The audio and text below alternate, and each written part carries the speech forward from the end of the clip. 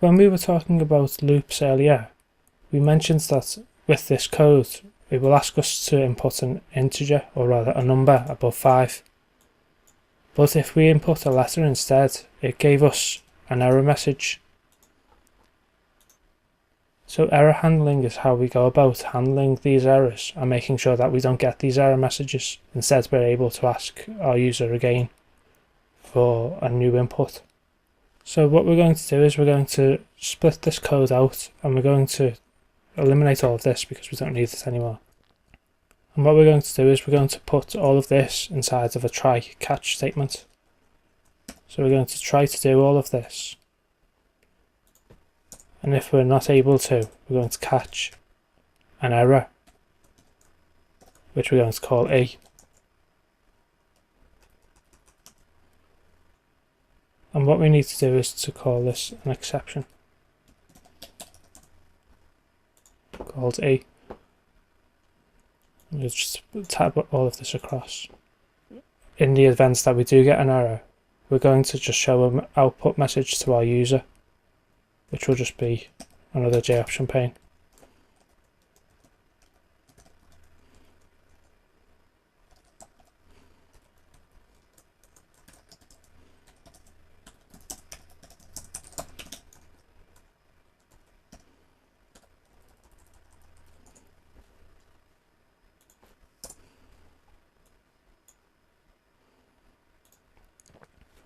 So what's going to happen now is we're going to run through this try statement, which is going to run this loop, and it's going to try to convert whatever we type into it to a number.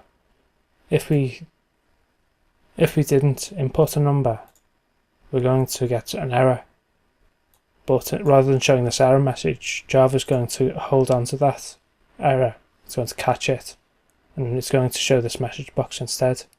So if we just run the program, input a number over 5, so 6, so it passed the check straight away,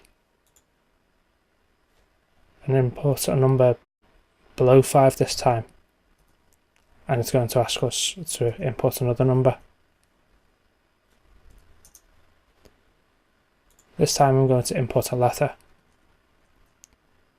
and it's going to give us an error message saying that this is not a number. Now you could obviously do this the other way around, so you could put the try catch statement inside of the do loop.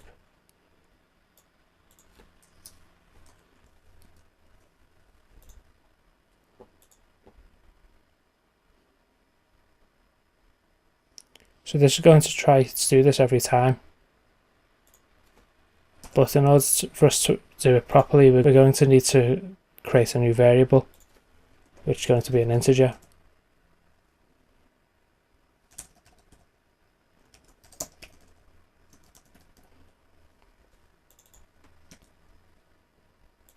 And the way we're going to actually create this error is to convert it within the try statement, and we'll replace this part of the check later on.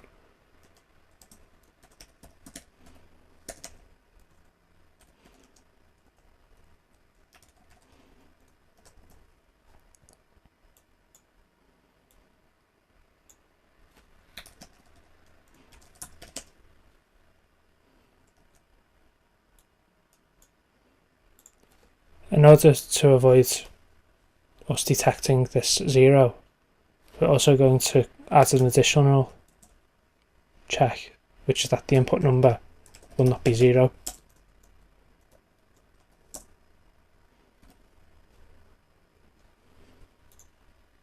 So if we run this now, we can type 6 and it will pass successfully. If we type 2, it will ask us for 2, or rather it will ask us for another input. If we type the letter A, it's going to tell us that this is not a number, and it's going to ask us for another input. And we can do this as many times as we want.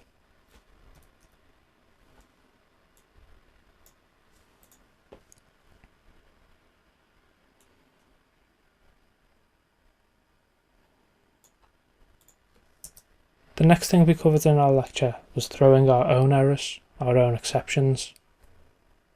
And we can do this just by typing new exception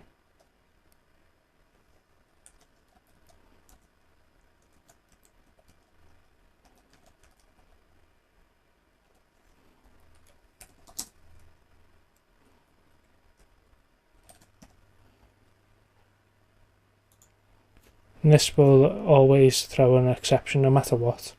So even if you take 6, we're going to get that is not a number. But more than that, we can actually give ourselves custom messages.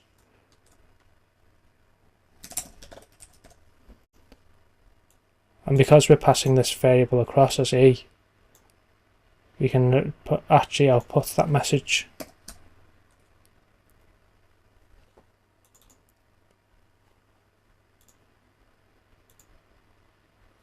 So if we type the number 6 now, it's going to give us that error message that we passed across, which we defined up here. So you could do something like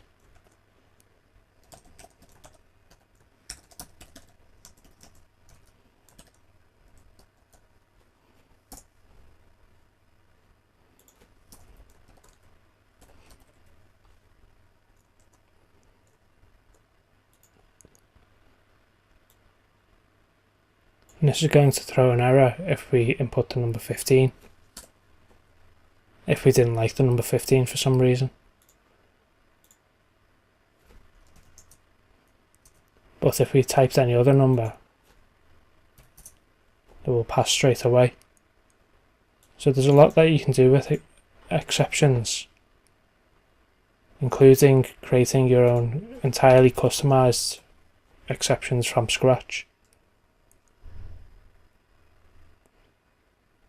And exceptions are very useful especially when you're building bigger applications.